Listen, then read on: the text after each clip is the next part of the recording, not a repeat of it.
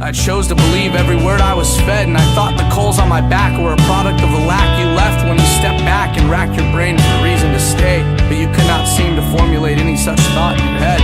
So you left with nothing more than a reason you kept silent, and my mind would riot, stuck in self-perpetuated mental violence and dreams kept private.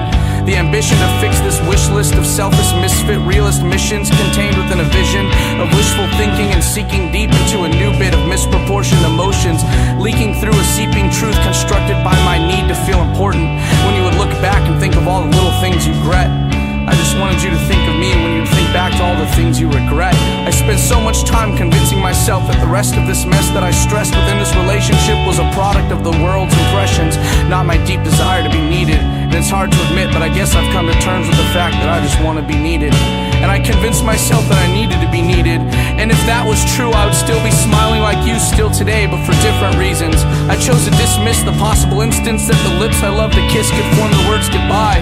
And it was a simple lie, but I told it to you like the captain of a sinking ship, choosing to believe the bottom of the ocean was a better source of oxygen. It's so nice, and I still chose to believe I misinterpreted your dialect and everything you said about it. Your diction, your diatribe, posture, body language, and connotations all pointed in the same direction. The selection of contingent messages postponed until further notice, because I was ashamed to admit the problem and pretend your happiness came from me and that your happiness was important. But we aborted the sordid truths we once distorted when I saw the shape of your dress when you wore it, and that was enough until it wasn't, and that's when you finally felt supported. So the others courted you and you mentally recorded and endorsed the force before the compliments you received came in, and you felt empowered enough to take your final bow and find love within the arms of another instead of this heart of mine.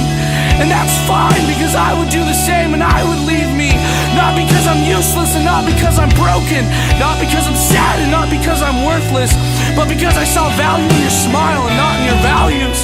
And I'm sorry, and I love you. And that's why I can finally sleep at night, because you are free and you can thrive. And I'm just happy I gotta be a part of your life. I'm just happy I gotta be a part of the journey that you call your life. And I finally feel fine, cause I spent so long trying to change you, not realizing I was the one who needed to change. I was selfish to assume you loved me more than you love yourself, even though I never felt the same. And there's so many things that my selfishness tried to take away, but you were the one that was the hardest to watch walk away. But thank you for letting me be a part of everything you were building and creating and fighting truth in life, and you were relating in so much beauty. And I love you, and I'm sorry.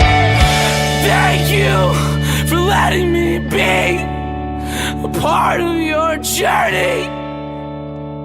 Thank you for letting me be me.